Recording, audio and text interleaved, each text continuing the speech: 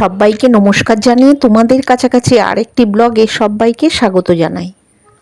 আমরা ছোটবেলা থেকে জেনে এসেছি রথের মেলা মানে পাঁপড় ভাজা, বাদাম ছাপা, মটর ছাপা আর গরম গরম জিলেপি। যত দিন এগিয়েছে তত আধুনিকতার ছোঁয়ায় সেগুলো সব হারিয়ে গেছে।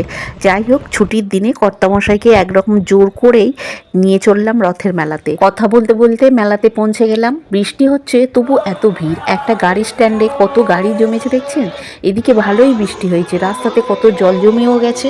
সপ্তাহের একটা দিন ছুটি, তার উপর বৃষ্টি, একদম বেরোনোর ইচ্ছে ছিল না। কিন্তু আমার তো যে কোনো মেলাতে ঘুরতে বা কেনাকাটা করতে খুব ভালো লাগে, আর একা একা তো ঘুরতে ভালো লাগে না, তাই জোর করে নিয়ে এলাম। যখন বাড়ি থেকে বেরোলাম বৃষ্টি ছিল না, কিন্তু রাস্তাতে অল্প একটু বৃষ্টি পেলাম। বর্ষার আকাশ এই ভালো আবার এই খারাপ।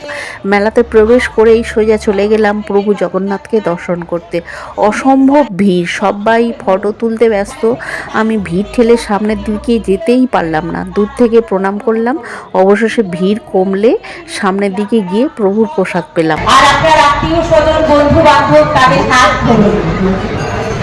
চলুন প্রসাদ খাওয়া হলো, আর প্রভু জগন্নাথ দেবকেও ভালো করে দর্শন করে নিলাম, ভক্তি ভরে প্রণাম করে নিলাম। এবার রথের দড়ি ধরে টানবো, রথের দিকে যাব। ওইখানেও প্রচণ্ড ভিড় ছিল। জগন্নাথ দেব যেখানে বসেছিলেন সেখানে চলছিল নাম সংকীর্তন, আর অগণিত লোকের ভিড়।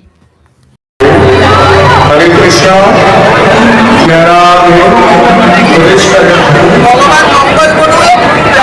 রথের মেলা শুরু হয়েছে বৃহস্পতিবার থেকে, আর আমরা এলাম রবিবার। তার ওপর এতটা বৃষ্টি, তবুও এত ভক্তের সমাগম। এই মেলাটা হচ্ছে দুর্গাপুরের চিত্রালয়ে রথের মেলা। অনেক বড় মেলা এটা। রথের দড়িটা একটু স্পর্শ করব, এতটাই ভিড়, সামনের দিকে এগোতেই পারছি না। ভিড়টা যেন আরও বাড়ছে, কমছেই না। যাই হোক, অনেক কষ্টে ভিড় ঠেলে রথের দড়ি স্পর্শ করতে পারলাম। দক্ষিণা দিয়ে প্রণাম করে রথের দড়ি ধরে একটু টানলাম। মনের ইচ্ছা বলো আর মনস্কামনা বলো, সব যেন পূর্ণ হলো।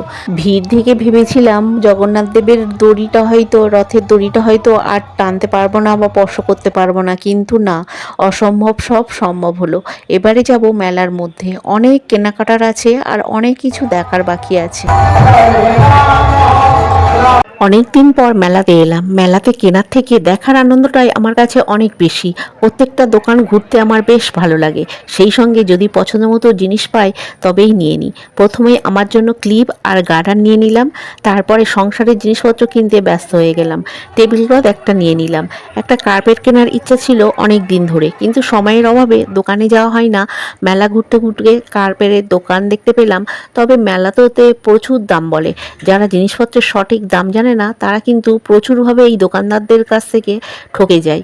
আর আমিও নিজেও খুব একটা দরদাম জানি না, বা জিনিসপত্রের সঠিক দামও জানি না।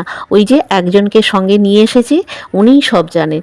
তো যাই হোক, একটা কার্পেট পছন্দ হলো, দরদাম করে নিয়ে নিলাম। আমি জোর করে মেলাতে এনেছি বলে সব খরচ আমার। কখন আমার টাকার ব্যাগটা নিয়ে নিয়েছে আমি টেরও পাইনি। সেখান থেকে দোকানের টাকাটা দিচ্ছে আর মুচকে মুচকে হাসছে। এরপর জুতো দোকানে উনি ঢুকলো আর আমি ঢুকলাম আমার সংসারের জিনিসপত্র কেনার জন্য কাপলের দোকানে। বাড়িতে একটা নতুন সোফা এসেছে ডার্ক কালারে, আর সেই সব সময় দুই ভাই বোন সেই সোফার ওপরের বসা। ওদের বাবা বলল এখান থেকে একটা সোফা কভারও নিয়ে নাও। দুজনের পছন্দ মতো একটা সোফা কভারও নিয়ে নিলাম। বেডশিট আছে অনেক, তবু মনে হচ্ছে যেন এখানে অনেক কম দাম, আর কম দাম যখন নিতেই হবে, আর একটা নিলে হবে না, নিতে হবে তিনজনের জন্য তিনটে, দুই ছেলে মেয়ে আর আমার।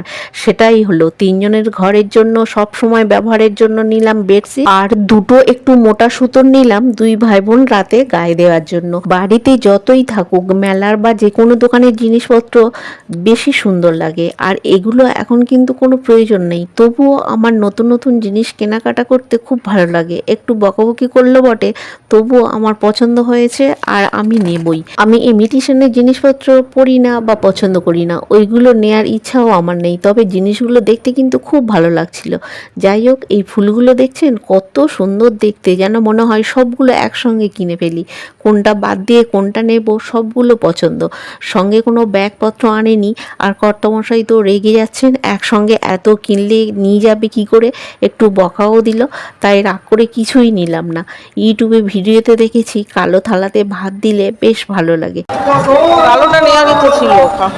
সাদা বা সবুজ রঙের প্লেটের সেট আছে, কালোটা নেই। তো খুব একটা পছন্দ হলো না কালো প্লেটের সেটটা। কর্তামশাই বললেন, নেওয়ার ইচ্ছা প্রকাশ করেছো যখন একটাই নিয়ে নাও, প্লেট পুরো সেটটাই নিতে হবে না। যাই হোক, অনেক ঘোরাঘুরি হয়েছে, প্রচণ্ড খিদে পেয়ে গেছে, একটু চাউমিন খেয়ে নিলাম আর বাচ্চাদের জন্যও নিয়ে নিলাম। এরপর রোল দোকানে গেলাম, রোল বাড়ির জন্য নিলাম আর ওখানে বসে আমরা খেলাম। অনেক রাত হয়ে গেছিলো। এই যে জিনিসপত্রগুলো নিয়ে চলেছেন এগিয়ে এগিয়ে আর আমি পিছে পিছে। আমাদের ঘোরাঘুরির মাঝে একটু বৃষ্টিও হয়ে গেছে। আসার সময় গাড়ি স্ট্যান্ডে কত গাড়ি দেখেছিলাম, এখন একদম ফাঁকা হয়ে গেছে। ঘুরতে ঘুরতে কখন 11টা বেজে গেছে বুঝতে পারিনি। ভিডিওটা শেষ পর্যন্ত দেখার জন্য অনেক ধন্যবাদ। ভালো থাকবেন।